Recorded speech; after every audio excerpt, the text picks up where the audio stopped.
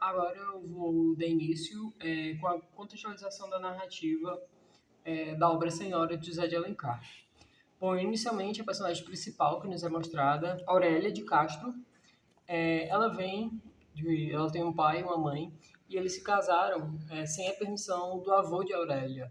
E o avô dela é uma pessoa rica, com muitas posses, mas como o pai e a mãe de Aurélia se casaram sem a autorização do seu avô, eles não manteram essas posses, essa riqueza que o avô de Aurélia tinha. Então ela cresceu com o pai e a mãe dela numa família um pouco mais pobre, em comparação com o avô dela. Ela tem o seu pai, a sua mãe e ela tem um irmão, que morre logo cedo, aos 18 anos, de uma febre. Ainda na juventude, nessa época de pobreza, ela conhece Seixas, que vira o seu amor para a vida toda.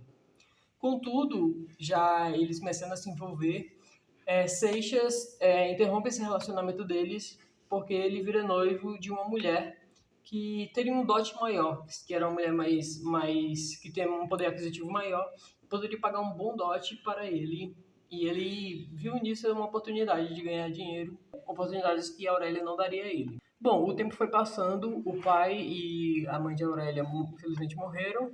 Após muito tempo, o avô de Aurélia, o senhor Camargo, ele reconhece a Aurélia como sua herdeira, reconhece o casamento do filho dele com a mãe de Aurélia, e então passa a sua herança para a Aurélia, vendo ela como a herdeira do seu dinheiro e do seu poder aquisitivo. Bom, quando o senhor Camargo morre, o avô de Aurélia morre, ele então passa todo o seu dinheiro, toda a sua riqueza para a Aurélia, e ela então passa dessa vida de pobreza para uma vida rica. A partir daí, então, ela começa a viver ali numa sociedade mais burguesa do Rio de Janeiro, e ainda com essa sensação ruim de Seixas ter abandonado ela.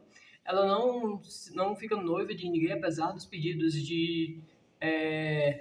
da moça que a acompanha, uma senhora que cuida dela, e do seu tio também, que é o tutor da herança dela. Contudo, ela, após ficar rica, ela tem uma ideia e ela fala com seu tio, que é o seu tutor, que cuida do dinheiro dela, para que ele arranje um casamento dela com o Seixas, sem que ele saiba que é ela que será a noiva dele. Ela então diz que dará um dote muito maior do que a antiga noiva dele, pela qual ele trocou Aurélia. E assim ela pretende atrair ele para esse casamento, sem ele saber que é a Aurélia que quer se casar com ele, prender ele nesse casamento dela com ela.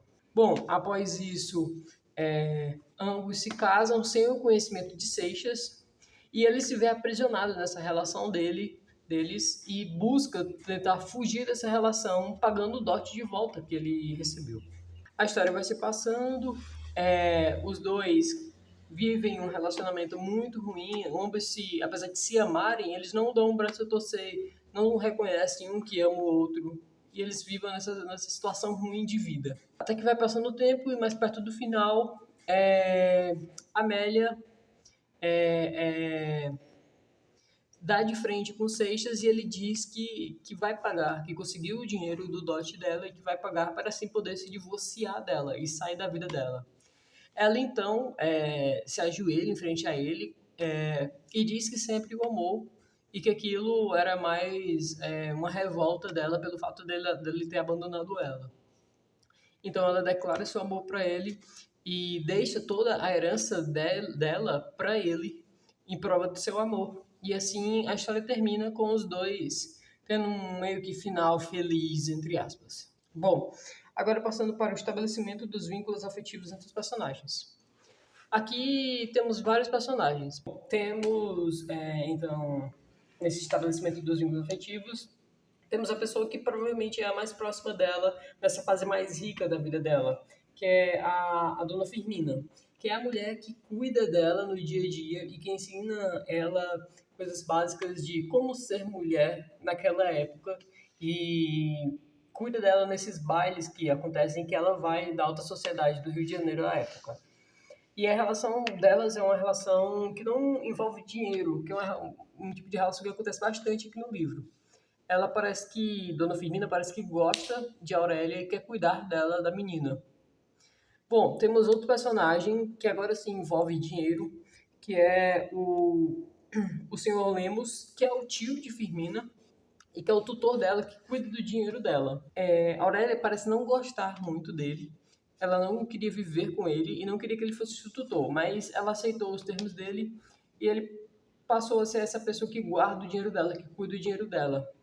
E ele usa ela, essa relação que ele tem com ela, como uma relação de poder, porque ela, como é a possuidora do dinheiro, ele fazer certas coisas que ele não quer fazer, mas ele faz para não perder essa tutela e não perder essa posse do dinheiro que é, apesar de ser dela, é ele que guarda, que cuida desse dinheiro. Então ele também dá a entender, né, no livro que ele também pode usufruir desse dinheiro um pouco sem a Aurélia meio que saber, apesar dela saber. Então aqui temos a relação dos dois, uma mais afetiva com Dona Firmina e outra mais relacionada para essa área do dinheiro. Temos o Seixas, que é o grande amor da vida de Aurélia.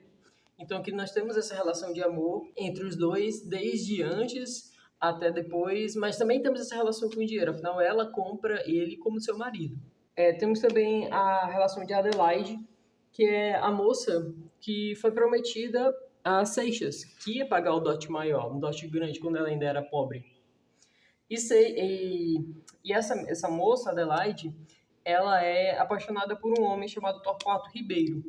E esse homem não tem dinheiro. Então, dentro desse plano de Aurélia, envolve dar dinheiro para esse Torquato para ele pedir essa moça, que era noiva de Seixas, em casamento. E assim, liberar ele para que ela, sim, possa se casar com ele através desse dote maior que ela tem. Então nós vemos a relação entre essa menina Adelaide e Torquato, uma relação de amor, mas um amor meio que proibido, e a relação de Seixas com Adelaide, que é uma relação basicamente financeira, que ele só quer o dinheiro do dote dela, que ele não verdadeiramente a ama. Agora passando para a parte da relação entre acordos financeiros e vínculos afetivos.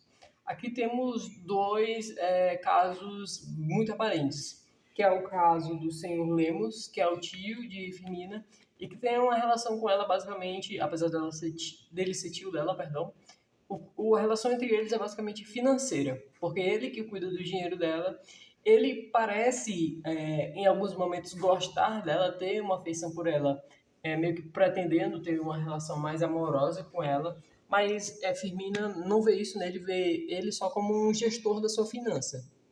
Então não tem caso uma relação mais afetiva nenhuma, é só basicamente dinheiro envolvido nessa relação dos dois.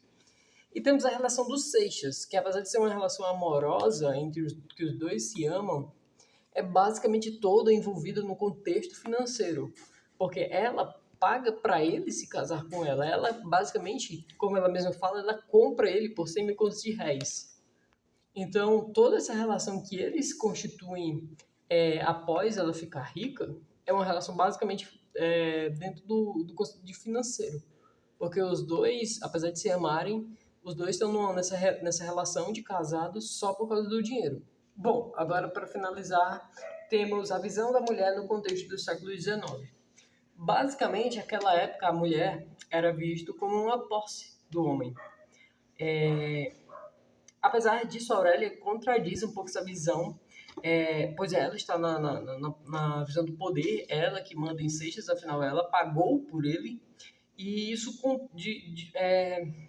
muda muito do conceito geral, do contexto geral da época, onde a mulher era vista como uma posse, a mulher era subserviente ao homem da época, e a mulher não tinha poder, a mulher não tinha os seus direitos, e ela não era vista como uma pessoa igual ao homem, ela era uma pessoa inferior que devia servir ao homem, sem essa relação de poder, onde ela não pode ter esse poder.